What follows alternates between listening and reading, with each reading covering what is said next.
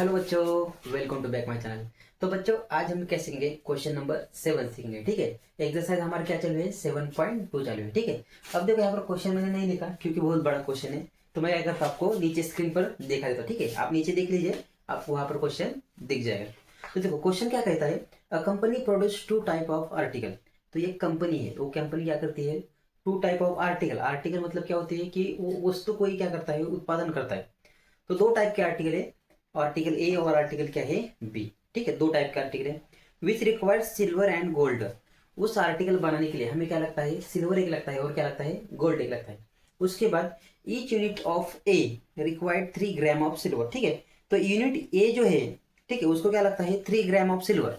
तो देखो यहाँ पर मैंने एक टेबल बनाया है। तो देखो यहाँ पर हमारे पास दो मेटल है, एक है गोल्ड एक है सिल्वर। ठीक है, दो टाइप के आर्टिकल है, आर्टिकल ए है आर्टिकल बी है। ठीक है, तो ऐसे हमें उसका टेबल बनाना है। टेबल बनाने के बाद आपको अच्छी तरह से समझ में आ जाएगा। ठीक है, तो देखो हमें यूनिट ए के लिए क्या लगता है? 3 ग्राम ऑफ सिल्वर। ठीक है, तो हम क्या करेंगे, पहले हम क्या करते हैं, पूरा क्वेश्चन पढ़ लेते हैं। ठीक है, उसके बाद मैं आपको बताता हूँ। ठीक है, और क्या कहता है?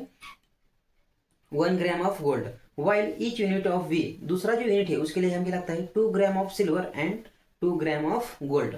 सेकंड यूनिट के लिए 2 ग्राम और 2 ग्राम लगता है, सिल्वर और गोल्ड। उसके बाद क्या कहा है?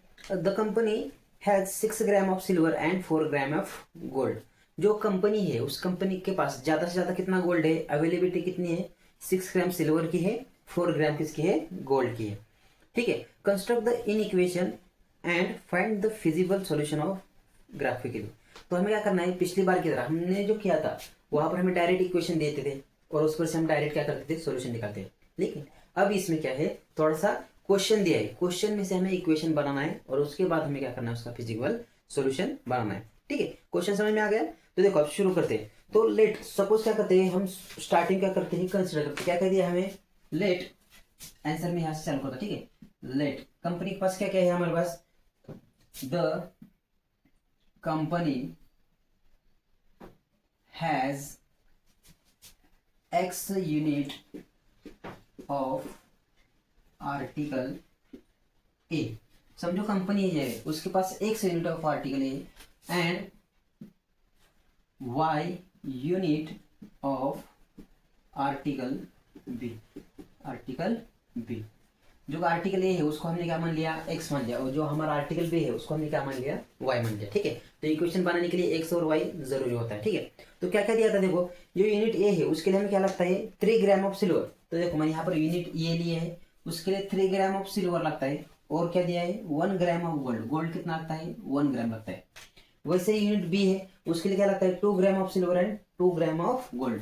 तो इसके लिए 2 ग्राम लगता है सिल्वर, और गोल्ड भी कितना लगता है? 2 ही ग्राम लगता है। ठीक है, और अवेलेबिलिटी कितनी है हमारे पास? हमारे पास अवेलेबिलिटी है 6 ग्राम ऑफ सिल्वर। सिल्वर कितना है? 6 ग्राम है, और 4 ग्राम ऑफ हमारे पास क्या है? गोल्ड है। ठीक है, तो इस तरह से हमने क्या बना लिया? टेबल बना लिया। तो देखो कंपनी के पास ज्यादा से ज्यादा गोल्ड कितना है? 4 है। सिल्वर कितना है? ज्यादा से ज्यादा 6 है। ठीक है, और इसका हमें क्या करना है? इक्वेशन बनाना है। ठीक है, तो देखो अब हमने यहाँ पर क्या कर लिया, जो हमारा आर्टिकल है उसको हमने क्या कर लिया? एक्स और वाई मान लिया। तो इसको मैंने क्या मान लिया? एक्स, इसको मैंने क्या मान लिया? वाई।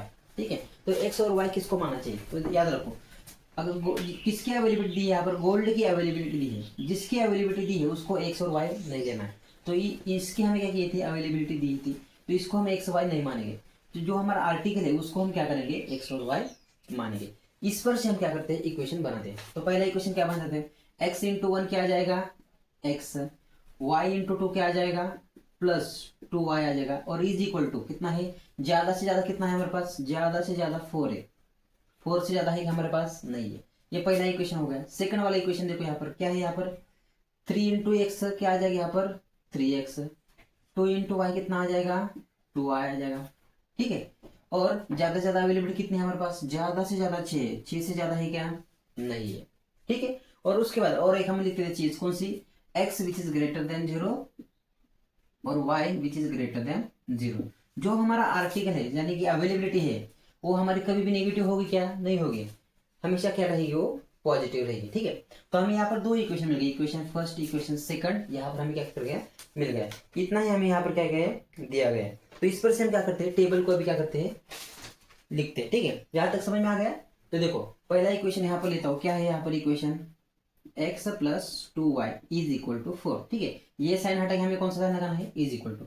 और यहाँ पर दूसरा वाला इक्वेशन ले लो, क्या है यहाँ पर 3x plus 2y is equal to 6।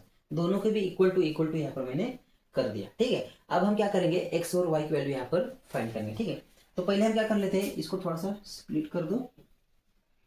ठीक है, यहाँ पर दो इक्वेशन आएंगे। ठीक है, अभी अब देखो पहले मैं x की वैल्यू को 0 मानता हूँ, बाद में y की वैल्यू को 0, यहाँ पर भी x की वैल्यू को 0, y की वैल्यू को 0।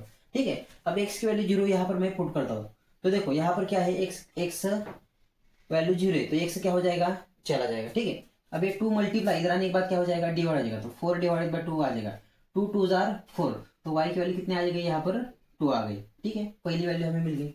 उसी तरह y की वैल्यू में अगर 0 रखें तो y की वैल्यू 0, 2 इंटू 0 तो 0, तो y हमारा क्या हो जाएगा, चला जाएगा, तो x की जगह में क्या मिल जाएगा, यहाँ पर 4 मिल जाएगा।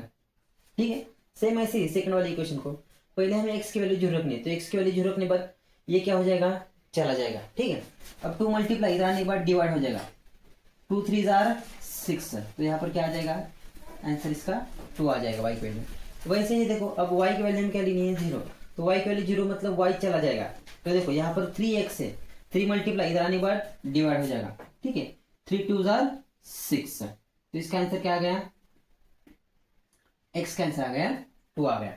अब ये जो पॉइंट है, पॉइंट में यहाँ पर क्या करता हूँ, डाल देता हूँ, x की वैल्यू क्या है यहाँ पर 0, y की वैल्यू 2 है, यहाँ पर क्या है 4 और यहाँ पर क्या है 0, यहाँ पर क्या है इसकी वैल्यू 0 3, यहाँ पर क्या है 2 और 0, तो पॉइंट हमें यहाँ पर क्या हो गए, मिल गए।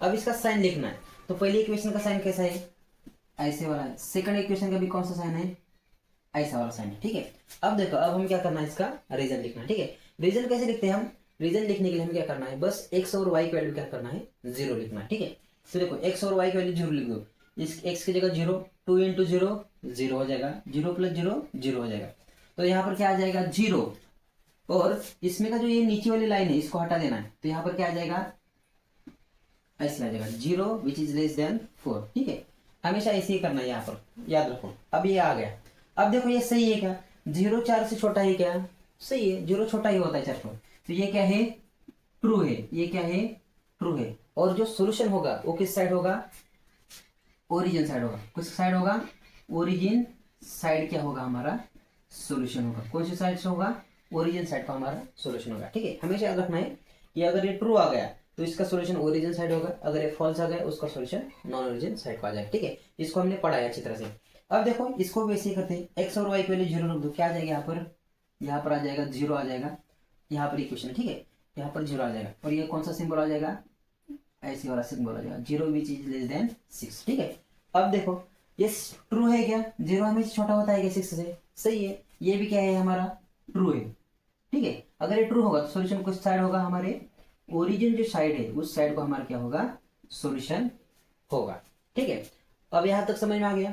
अब देखो इन दोनों का मीनिंग क्या होता है, x which is greater than 0, y which is greater than 0, इसका मतलब क्या होता है, तो देखो यहाँ पर दिखाई दे रहा है कि आपको x which is greater than 0, y which is greater than 0, इसका मीनिंग क्या होता है, जो हमारा सॉल्यूशन सेट है, solution set lies in first quadrant, जो हमारा सॉल्यूशन सेट है वो हमारा कौन सी साइड होगा, फर्स्ट जो क्वाड्रेंट है उसी क्वाड्रेंट में हमारा क्या होगा, इसका सॉल्यूशन सेट आ जाएगा। ठीक है, यहां तक समझ में आ गया। अब हम क्या करते हैं, इसका ग्राफ यहाँ पर प्लॉट करते हैं। ठीक है,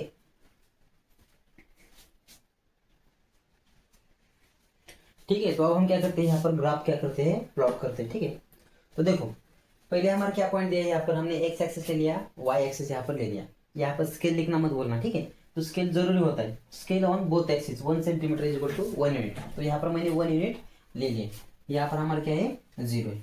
अब देखो पॉइंट लेता हूँ, पहला पॉइंट क्या है यहाँ पर 0 और 2, एक्स एक्सिस 0 है, वाई की वैल्यू 2 है, एक्स एक्सिस 0 वाई की वैल्यू 2, तो पहला पॉइंट यहाँ पर मिल गया। सेकंड पॉइंट क्या है 4 और 0, एक्स की वैल्यू 4 है, वाई की वैल्यू क्या है यहाँ पर 0, यानी कि ऐसे पॉइंट आ गया। ठीक है, अब इसको क्या करना है, यहाँ पर इसको इन दोनों में से एक लाइन ड्रॉ करनी है। ठीक है, तो देखो मैं यहाँ से इन दोनों में से ऐसे क्या करता हूँ, लाइन ड्रॉ करता हूँ। ठीक है, ऐसे क्या हो गई, पहली लाइन यहाँ पर आ गई, तो इस लाइन का नाम क्या है, तो इसको लिख देना यहाँ पर x plus 2y is equal to 4 है, x plus 2y is equal to 4 है। ठीक है, अब देखो सेकंड वाला पॉइंट क्या है, 0 और 3, एक्स की वैल्यू 0 है, वाई की वैल्यू 3 है, और देखो एक्स की वैल्यू 2 है, वाई की वैल्यू 0 है, तो वाई की वैल्यू 0 यहाँ पर है और एक्स की 2 कहाँ पर है, यहाँ पर है। तो इन दोनों में से क्या कर दो, लाइन ड्रॉ कर दो। ठीक है, तो ऐसे लाइन ड्रॉ यहाँ पर हो गई। ठीक है, ये कौन सा इक्वेशन है, इसका नाम क्या है, 3x plus 2y which is equal to 6। ठीक है, अब देखो अब हम क्या करना है, यहाँ पर इसको शेडेड रीजन बनाना है। ठीक है, तो देखो पहला क्या है, पहले लाइन का सोल्यूशन किस साइड है, ओरिजिन साइड है, सेकंड लाइन का भी सोल्यूशन ओरिजिन साइड है। तो यहाँ पर ओरिजिन है तो ओरिजिन साइड, इस लाइन का सोल्यूशन यहाँ पर है।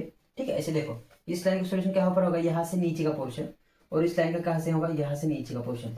तो कंबाइन पोर्शन कहाँ पर आता है, यहाँ पर आता है। ठीक है, तो ये जो पोर्शन है यही हमारा क्या होगा, फिजिबल सॉल्यूशन होगा। ठीक है, आप यहाँ पर लिखना shaded region shows feasible solution, feasible solution. ठीक है, जो हमारा शेडेड रीजन है, रीजन वो हमारा क्या होगा, यहाँ पर फिजिबल सॉल्यूशन होगा। ठीक है, तो इस तरह से जो क्वेश्चन नंबर 7 है वो यहाँ पर क्या हो गया, कंप्लीट हो गया। ठीक है, बिल्कुल ही आसान है, कोई दिक्कत नहीं, बस आपको क्वेश्चन अच्छी तरह से रीड करना है। ठीक है, और उसके बाद उसका क्या करना है, आंसर निकालना है। ठीक है, तो बच्चे हम क्या करते हैं, अभी अभी यहाँ पर हम क्या जाते हैं, रुक जाते हैं। अब जो क्वेश्चन नंबर 8 है उसको हम क्या करेंगे, अगले वीडियो में स्टडी करेंगे। ठीक है, मुझे लगता है कि मैंने बहुत ही आसान तरीके से आपको समझाया है। ठीक है, अगर आपको वीडियो अच्छा लगा तो एक लाइक जरूर कर लेना। ठीक है, पढ़ाई करते रहिए, ऑल द वेरी बेस्ट।